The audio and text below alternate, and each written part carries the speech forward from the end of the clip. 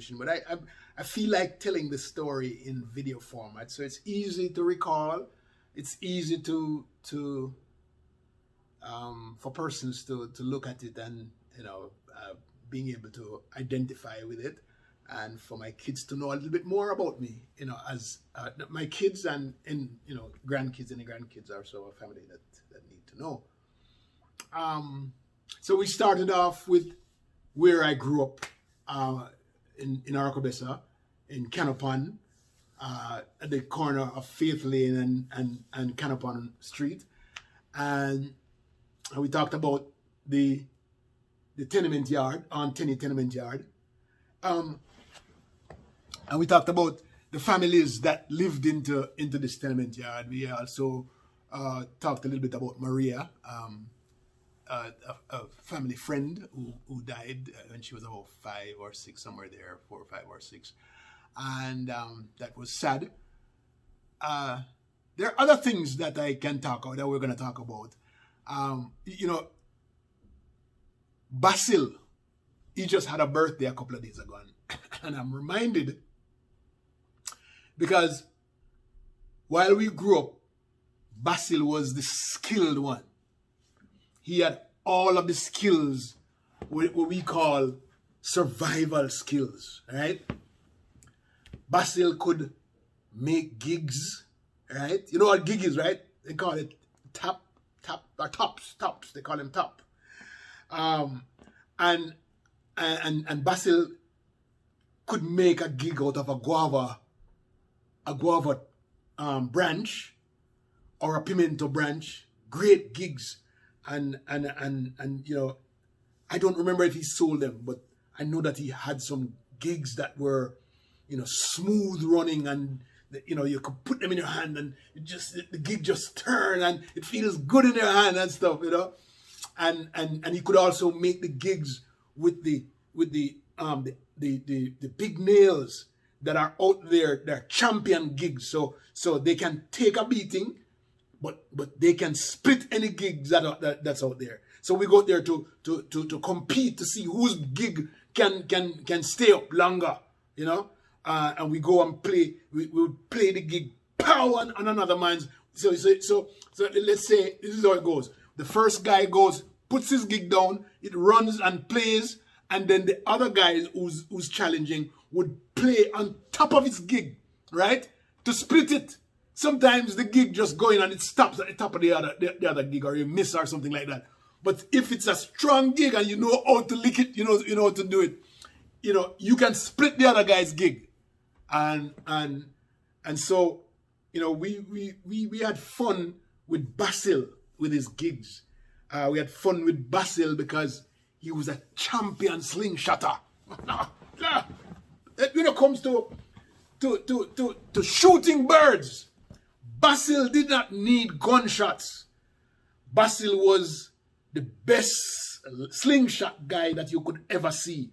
When we go to Bird Bush, which is across the street, up the hill, Barrifal Hill, because that was, birds used to have, I don't see those trees anymore. There are some little, really tiny fruits, varied colors, black, yellow, orange, they grow on this little tree, and I don't know what the name of the tree is, but they're filled with these, at a certain time of the year, they're filled with these little fruits, and birds love them.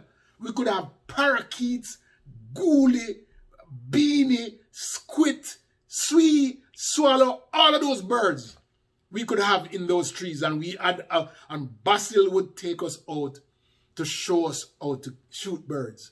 And I'm telling you something, Basil hardly missed. And I hope that he's watching this, and I hope that he remembers that he had that impact on me, because I was never good at shooting.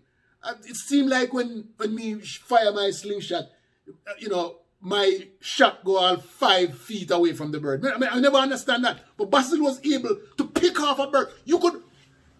Basil was a ghoulie specialist. Ghoulies were really meaty. They're big size bird. They're not the size of a ball plate. They're not the size of a pea dove, but they're middle of the road kind of. But you love to kill a ghoulie. And there were 2 different kinds of ghoulies. There was one with the black chest No, it's chestnut black.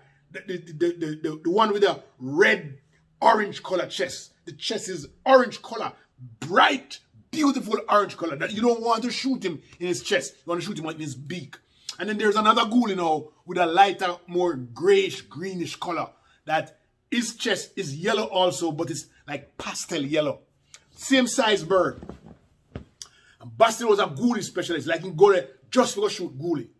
And then we had the John Chewit. John Chewit love ackee trees. I don't know if you know them thing, you know. John Chewit love ackee trees. And we used to go onto ackee trees and, you know, we used to hear them because they're the sweet sounding birds of the hills. the John Chewit. He sings John Chewit. Sweet John Chewit. that's what I'm saying. Sweet John Chewit. Or John Chewit. John Chewit. And Basil always searched on the John Chewit. There's also some birds called nightingale and pitchery. And we can tell you the story about the pitchery and the nightingale. We eat the pitchery, but we don't eat the nightingale. Because we said the nightingale's head full of worm or its body full of worm. Because it always in fight with John Crow or something like that. One of them love fight John Crow. So we don't eat that one, but we eat the pitchery that look just the same way, just a whiter stomach. And a milder bird. It doesn't fight. They look exactly the same. The nightingale and the pitchery look exactly the same, except when the pitchery flies off, you'll see it with white shades in the wing, a color white in the wing, but the pitchery doesn't have that. But they look just the same way. I'd make two different noises. In fact, the pitchery hardly make noise, but the nightingale always making noise because they're always in fight. It's a fighter bird. And I love when Basil shoot at the woodpecker. The woodpecker lives in the coconut trunk, right? Smell bad, Jesus. And so Basil is also so skilled because he knows when to hit up one of those birds, the woodpecker. The woodpecker lives in, and he shows his head. When you're close by, he looks out to see where he wants to go, but it's just his head. You can't shoot him at that time because you shoot him in the head, he falls back into the coconut stump, and you're going to have to pull on the stump to get him, to get him. And so, you I'm talking all kind of stuff here. All right, so that was our bird shooting. And I remember the first day I went to basic school. Basic school was, the name of the basic school was Miss Chambers Basic School. Miss Chambers come from probably 3 miles up the street, a little district called Days Mountain. And she would walk down 6 days a week, 5 days to go to school, and 1 day to go to market. So when we see her pass on Saturday morning, hey, Miss Chambers, she's a very slender lady, stood up, quite resolute, very, very stiff, and she walks, her head's always straight, but she's a very good teacher. And our school was on stilts in Aracobessa. It's a boarded thing. And I remember going to school with guys named like Ashi, Fabian, who else? There are 2 guys by the name of with the same name, Robert Gordon. There was who else was in primary school? A lot of these guys were in primary school with me. Not primary, but basic school. And I remember going to school, row your boat, or that kind of thing. It was really cool because in basic school you don't learn ABCs that too much. You learn things, hand. You learn to use your hands and your voice and your skills, your sensory skills and all of that. And so, but I remember the first day that I went to Miss Chambers School. So our parents love to give you. What you call it again? They love give you at the end of summer. They give you herbs for drink, right? And it's supposed to wash out the worm out of you, and them call it deworming. And so I remember the Monday morning, I was about 4.5, somewhere there. And I was going to basic school. And I remember Mama took me, walked me to school. I was so proud to go to school. Man, I had my slate. You know the slate where you had the black slate and it had the piece of wood around it, right? The slate is kind of, it's stone, right? And you know, the wood around it, and then the abacus right on top of it. That's what I took to school. And I remember by the time, you know, I was in school, and by the time Mama left, oh, they had to take me home. You know, I don't know who took me home, but boy, I had messed up myself so badly in school, and they had to take me home because I couldn't stay at school. Smelling up the place. But that I never forget that. I had good time at Miss Chambers School. Really, really good time. Underneath the cellar, because it was on stilts, was our playing ground, because it wasn't a big yard. So under the school itself, under the school building itself, was our playing ground, and we used to go look bull, and we used to drive, take our, you know, we used to take, you know, kids have all kind of toys these days. We had to make our own toys. So we made toys from like sardine cans. So a sardine can is a great dumper truck, okay? And so we would take the sardine can and bend the cover over to make it look like a dumper truck, and we drive it. Or we could use the orange juice box, you know, and put some wheels on it. And that's what we have under the cellar, playing truck and playing cars and stuff. That was fun. That's the earliest part of going to school. School was about no more than about a half a mile, probably quarter mile from my house to school, and it was school was fun. It was basic school was different. I still remember it as though it was yesterday. I remember Miss Chambers, who's probably died 40 years ago. I remember her standing in front of the class. I remember her coming down to help us with our work, and so I remember all of that. You know, I don't know what we're doing in basic school these days. I have not been inside of a basic school in a long time. But if it is the same thing that we are doing, you know, that was good learning. It was, you know, learning sensitization, learning about you know, how to use your senses and your hand motor skills. I mean, it was really different kind of learning. And so I remember when I first went to primary school.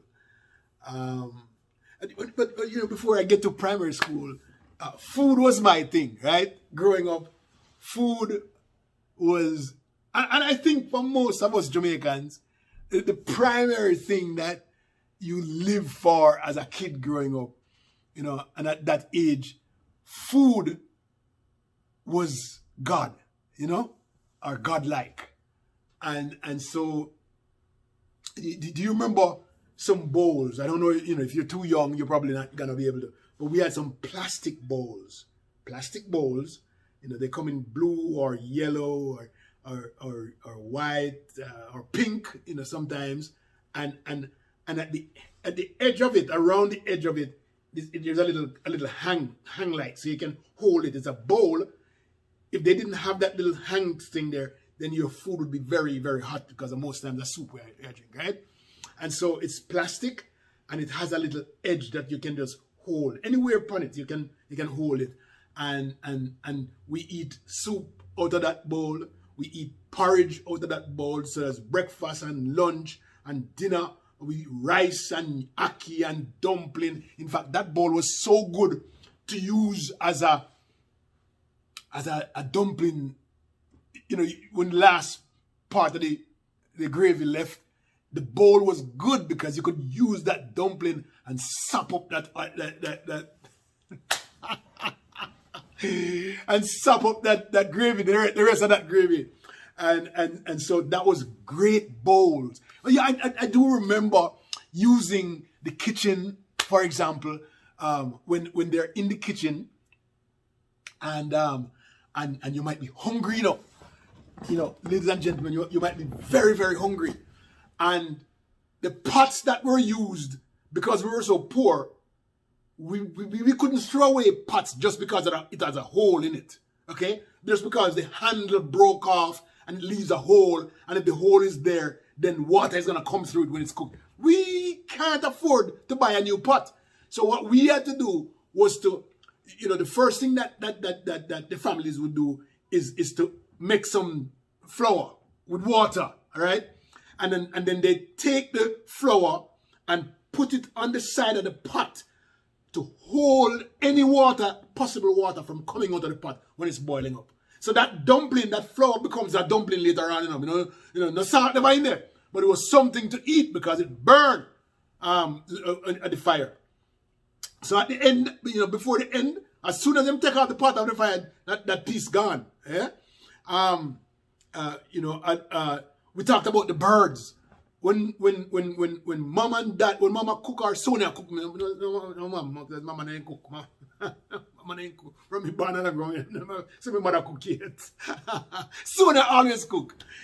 When Sonia in the kitchen and we go for bird, we would pluck the bird, defeather it, pluck it, take off the head, and just throw the body inside the ashes, the hot ashes, and in a few minutes we have something to eat.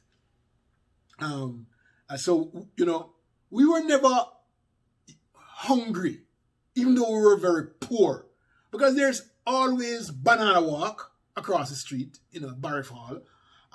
There's always bird, there's always banana or coconut. I mean, we used to, on a Sunday after them grated the coconut.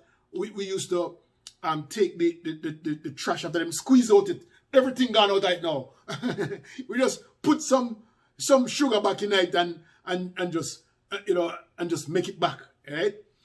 And it becomes something to eat. I still love dry coconut to this day. When I go to Jamaica, every time I go to Jamaica, I eat coconut, dry coconut. I stop at the side of the street just to eat dry coconut. So I have them ox it out and I put it in a bag and I drive around and eat coconut. It's just, I do it here.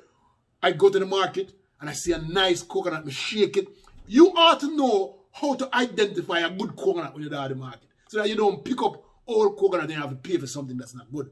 So you must know how to identify a good coconut. So when I go to the market these days, I go and I shake my coconut, I knock it, and I look on the straws that's outside to see if they were picked too young or that kind of thing. And I love dry coconut. People love jelly water and jelly. That's not my favorite. I think so jelly fully up too much. Drink the water and then eat the meat. That's not too much. I love my dry coconut and I can eat as much as it's oh boy, I just love that. All right, so I remember the first day, I went to primary school. And all this time when we're going to school, people know that we never had shoes. You buck it when you go to school, and you have the hardest part of the buck toe is when the cut is right at the edge of the nail of the nail. Sometimes you buck it off. It better you just buck off. You can just put something over it and you're gone. But when the cut is right at the edge of the nail, Jesus and peace, it's really anything that touches it hurt.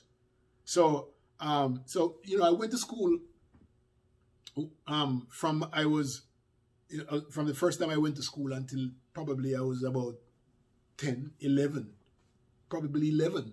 I took common entrance at 10, 11 with going to school barefoot. So barefoot wasn't anything that was not a fashion. It was kind of fashionable. Yeah, wear shoes are too rich. You know, when they want to be your friend. And so I remember that morning when Sonia oiled me down, you know. I'm sure say a coconut oil Sonia using, you know, because my skin was so shiny. And I remember how the Sunday evening before, how they prepared my clothes. It was a short pants, right, just down to my knee. Excuse me, and you know, the Sunday evening they would take it and have starch it, wet it, starch it, put it down, and then them iron it, and it's stiff the next morning. When I got to school, my short pants was so stiff you could have cut you know, and so it was that morning. I remember Sonia holding my hand and taking me to primary school. In those days, they call it big school because big school meant that it was an all-age school that served the entire Aracobessa and surrounding areas. And so big school went up to grade 9 at the time. So it's grade 1, A class, B class. That's B class is number 2. It's grade 2, 3, 4, 5, 6, 7, 8, 9, all the way up to 9. So when I went to school, these guys that were like 15 years old, and big, like, I mean, those guys were so big. It's, oh my God, they were big. So we'll take the rest of it after this. We'll stop right here, and then we'll take it from here, the next one. All right? Thank you so much for watching.